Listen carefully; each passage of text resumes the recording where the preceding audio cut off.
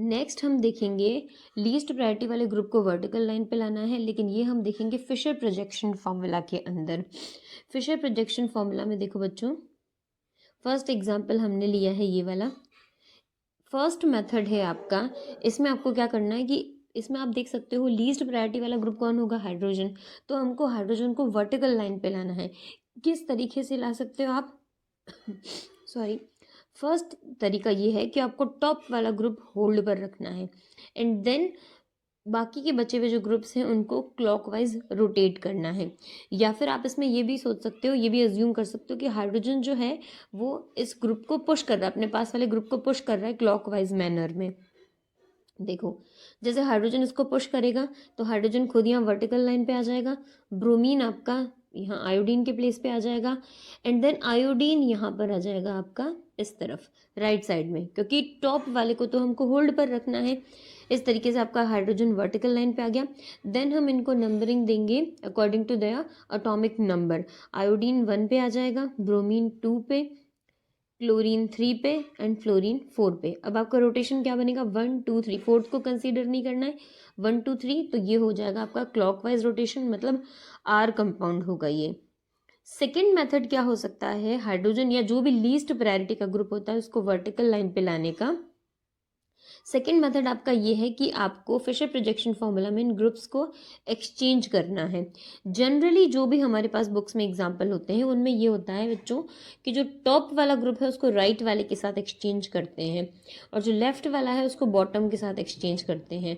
इसका vice versa भी हो सकता है, लेकिन जनरली इस ऐसे ही एग्जाम्पल्स दे रखे हैं इसलिए आपको यही फॉलो करना है। वर्टिकल लाइन में कोई फर्क नहीं पड़ता कि आप हाइड्रोजन आपका टॉप पर आ रहा है या डाउनवर्ड्स आ रहा है, बस आपको कैसे भी करके हाइड्रोजन को वर्टिकल लाइन पे लाना है और फिर रोटेशन देखना है। इसमें आप एग्जांपल देखो, जैसे हाइड्रोजन और क्लोरीन का एक्सचेंज करा तो हाइड्रोजन यहाँ आ गया, क्लोरीन इधर आ गया। आयोडीन और ब्रोमीन का एक्सचेंज भी हमको पैरेलल करना पड़ेगा, ब्रोमीन आपका यहाँ आ जाएगा, आयोडीन यहाँ आ जाएगा। इसके बाद हम नंबरिंग करेंगे प्रायोरिटी के according, iodine 1, bromine 2, chlorine 3 and hydrogen तो ऑब्वियसली 4 होगा। तो 1 2 3 ये आपका बन जाएगा क्लॉकवाइज रोटेशन मीन्स आर। इसका वाइस वर्सा करके देखते हैं हम टॉप वाले को, पहले हमने टॉप वाले को राइट से एक्सचेंज करा था, अब हम टॉप वाले को लेफ्ट से एक्सचेंज करके देखते हैं। तो आयोडीन आ गया क्लोरीन के पेज पे एंड देन यहाँ क्लोरीन आ गया। उसके बाद हाइड्रोजन आपका बॉटम में आ गया और राइट में आ गया ब्रोमीन। यहाँ आपको नंबरिंग करनी है, देखो आयोडीन 1 हो गया, ब्रोमीन 2, क्लोरीन 3, यहाँ भी क्लॉकवाइज आर ही होगा, मीन्स इसके अपोजिट में भी आर ही होगा, लेकिन आप जनरली यही फॉलो करो तो सही है, टॉप का राइट से एक्सचेंज करना है।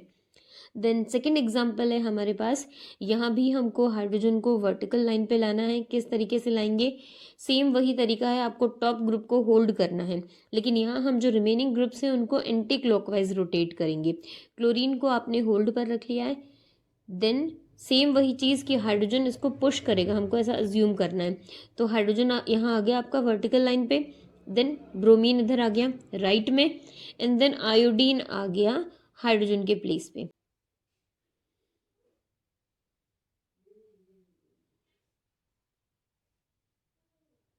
Iodine 1, bromine 2, chlorine 3. So it will be 1 2 3 anti-clockwise S manner. Second तरीका देखो बच्चों, सेम वही एक्सचेंज वाला, हाइड्रोजन आपका वर्टिकल लाइन पे आ गया, ब्रोमीन इधर चला गया लेफ्ट में, यहाँ आपका आयोडीन आ गया, क्लोरीन इधर आ गया, हमने एक्सचेंज कर लिया ग्रुप्स का, नंबरिंग करी हमने, आयोडीन 1, ब्रोमीन 2, क्लोरीन 3, ये आपका हो गया एंटी क्लॉकवाइज। देखो इस तरीके से भी ऐसा आ रहा है, मीन्स आपका फर्स्ट मेथड से भी ऐसा आ रहा था, सेकंड मेथड से भी ऐसा आ रहा था। और सेकंड मेथड का अगर वाइसे वर्सा करते हैं, जैसे टॉप का हम राइट से एक्सचेंज कर रहे थे, हम टॉप का लेफ्ट से एक्सचेंज कर देते हैं, हाइड्रोजन आ गया, इधर क्लोरीन आ गया, देन हम इधर आयोडीन ले आए और इधर ब्रोमीन ले आए, राइट का बॉटम से एक्सचेंज कर दिया। यहाँ पे भी आप नंबरिंग करके देखो, आयोडीन का 1 है, ब्रोमीन का 2 है और क्लोरीन का 3 है, तो ये आपका एंटी क्लॉकवाइज हो जाएगा 1 2 3, यहाँ भी ऐसा आ जाएगा, मीन्स दोनों ही मेथड से एस यानी एंटी क्लॉकवाइज रोटेशन आ रहा है। सेकेंड मेथड मतलब वही एक्सचेंज वाला जो मेथड्स है उसके कुछ और एग्जाम्पल देखते हैं हम एक्सचेंज वाले मेथड के। ये हमने लिया है ग्लिसरैल्डिहाइड। यहाँ क्या करना है आपको, सेम वही टॉप वाले का राइट के साथ एक्सचेंज करना है, हाइड्रोजन को वर्टिकल लाइन पे लाना है, देन आपको नंबरिंग करनी है। अब कार्बन से जो बॉन्डेड ग्रुप्स हैं, यहाँ कार्बन एंड देन नीचे है OH, तो OH को फर्स्ट प्रायोरिटी देंगे, उसके बाद CHO एंड CH2OH। सेम वही यहाँ पर कार्बन डबल बॉन्ड से बॉन्डेड है ऑक्सीजन के साथ, तो हमको ऐसा अज्यूम करना है कि कार्बन 2 ऑक्सीजन से बॉन्डेड है, और यहाँ कार्बन ओनली 1 ऑक्सीजन से बॉन्डेड है, तो प्रायोरिटी दे दी हमने CHO को 2 एंड CH2OH को 3।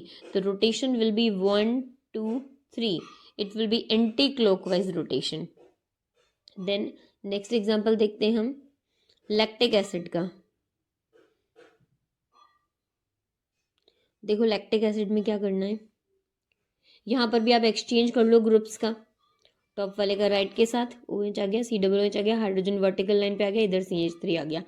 देन हमको नंबरिंग करनी है, हाइड्रोजन ऑब्वियसली 4th पोजीशन पे होगा, हमको करनी है OH को फर्स्ट नंबर देना है, COOH को हम सेकंड प्रायोरिटी देंगे, क्योंकि हम कंपेयर कर रहे हैं CH3 से, दोनों में फर्स्ट एटम कार्बन है, लेकिन कार्बन के बाद इसमें हमको ऑक्सीजन काउंट करने हैं, that carbon is bonded with 3 oxygen. यहाँ कार्बन बॉन्डेड है 3 हाइड्रोजन से, यहाँ हमको सिर्फ अज्यूम करना है कि कार्बन 3 ऑक्सीजन से बॉन्डेड, तो ऑब्वियसली ज़्यादा प्रायोरिटी इसको देंगे एंड देन CH3 को देंगे।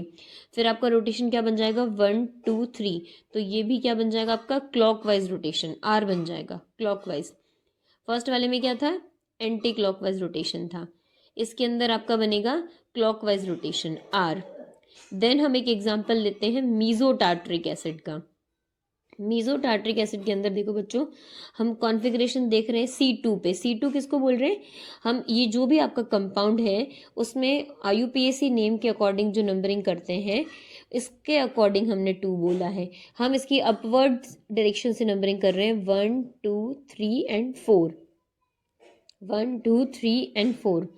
देन हमने इस वाले कार्बन को C2 बोला है। अब आप कार्बन नंबर 2 पर अज्यूम कर सकते हो कि COOH बॉन्डेड है, इधर से हाइड्रोजन, इधर से OH, नीचे वाले पूरे पार्ट को यहाँ पर हमने R अज्यूम कर लिया। ये वाला जो भी पार्ट मीजो टार्ट्रिक एसिड के अंदर ये जो भी पार्ट था, हमने इसको R अज्यूम कर लिया है। अब यहाँ पर सेम वही एक्सचेंज मेथड लगाओ और हाइड्रोजन को लाओ वर्टिकल पोजिशन पे, हाइड्रोजन को 4th प्रायोरिटी देंगे, ऑक्सीजन को फर्स्ट प्रायोरिटी देंगे। कंपैरिजन किस में करना है हमको, 2 एंड 3 में।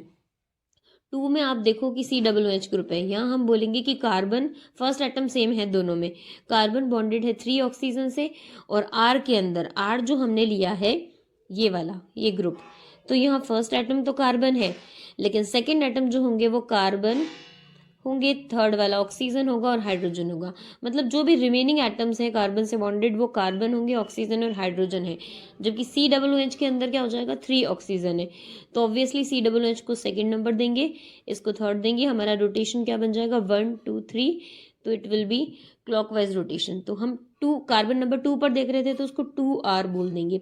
अब कार्बन नंबर 3 पर देखते हैं, जो भी मीजो टार्ट्रिक एसिड के अंदर ये वाला कार्बन है, इसको हमने कार्बन नंबर 3 बोला है।